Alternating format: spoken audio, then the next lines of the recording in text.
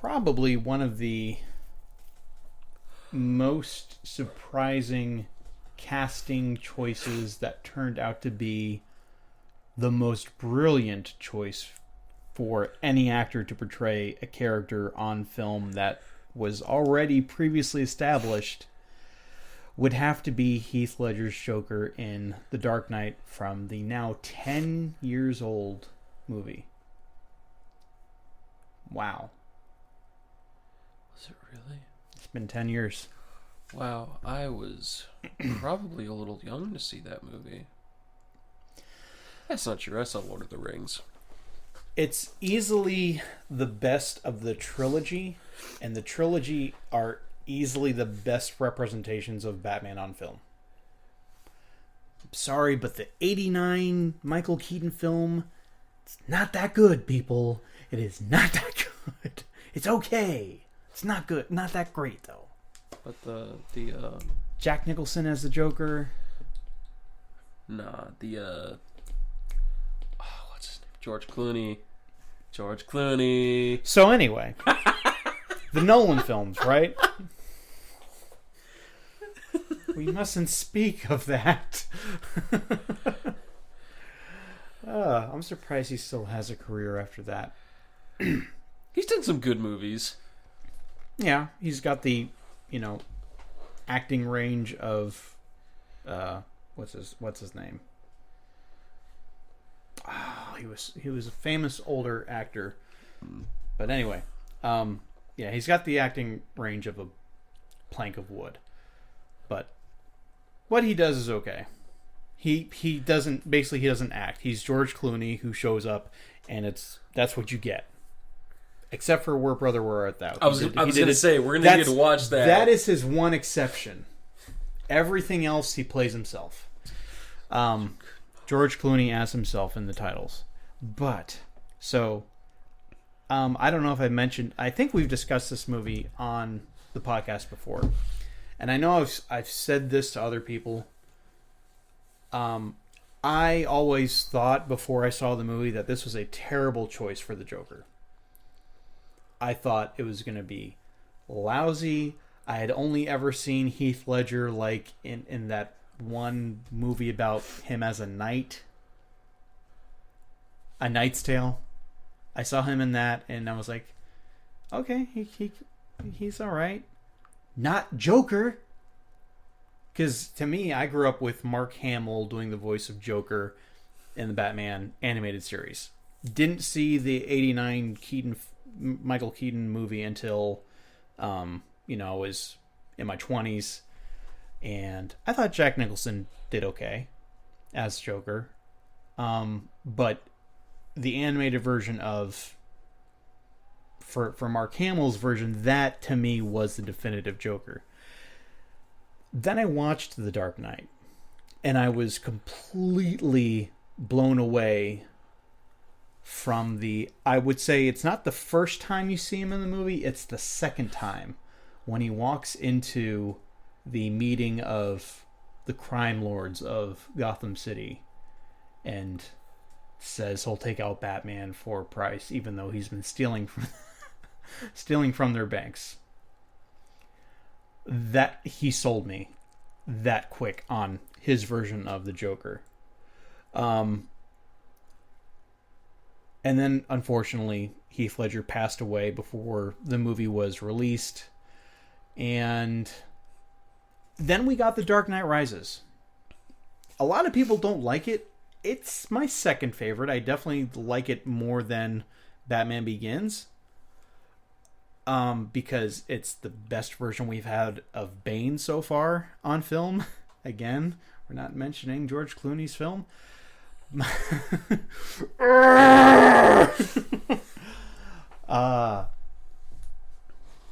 And with that film, it was really strange because there was absolutely no mention of the Joker at all. They mentioned Harvey Dent as Two-Face. Can we trust him? They mentioned, and then it specifically went back to the League of Shadows and Ra's al Ghul. but no mention of the Joker. And it was really strange that it was almost like there was a vacuum there, and I guess maybe they did that out of respect.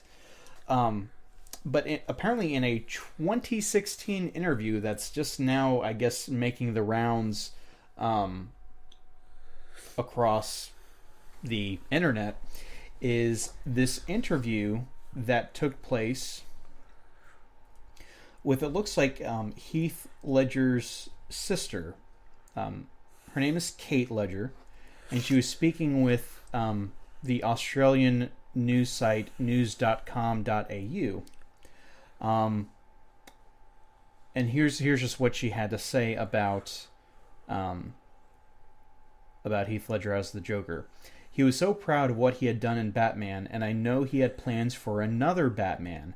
He loved working with Chris Nolan and Christian Bale and Gary Oldman. He just had the best time ever doing that film. When he came home at Christmas, he couldn't wait to tell us all about it, and he was doing the voice and laughing, showing me all the rushes. We had a great time. So it was obvious that they were going to make this a trilogy, you know, at the very least a trilogy. They were going to make more than one film, make more than two films. Especially the way The Dark Knight ends. And I would have loved to see Heath Ledger do the Joker in that movie alongside Bane. I honestly could have done without Catwoman in that movie. Dark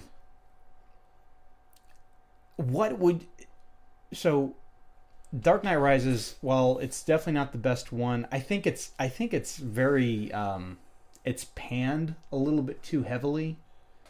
I think critically it's underacclaimed. What do you think of the third one, just as it stands?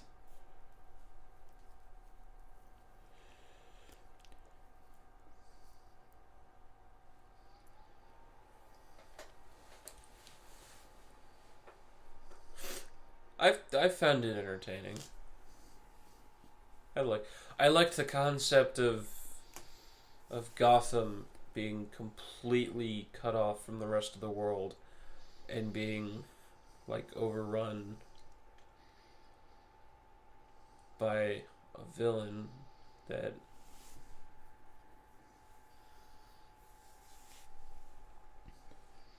was kind of seen as almost unbeatable. Right. Also, it was a I know it's not exactly how Bane is portrayed in, I guess, comics and video games. Right. But I thought it was good. It fit in with the Nolan version of all those characters. Right. None of them are too fantastical. Yeah. He hasn't fought a super villain. There's no Lazarus Pit to revive Ra's al Ghul for hundreds of years. He's just a normal dude. That's right. Who's got a title. So, yeah. I enjoyed it. I think it wrapped everything up nicely. It referenced the previous two films. I didn't like the ending. I did. Man, if I was Alfred, I'd have punched the crap out of Batman. I'd have been like, are you kidding me? I cried at your grave. I thought you were dead. And he does go on to say, it's like, I wish that, there was a time where, we could, I don't want to say it and not say it right, but he kind of says that he wishes for a moment like that. Right. But he kind of meant it more of I wish we could go our separate ways, and then if I were to see you at a cafe, I wouldn't bother you. I'd just let you be, and I'd go on with my life like it had never happened. To end it like that, I felt so sad for Alfred, and I thought Bruce was just a word that I can't use.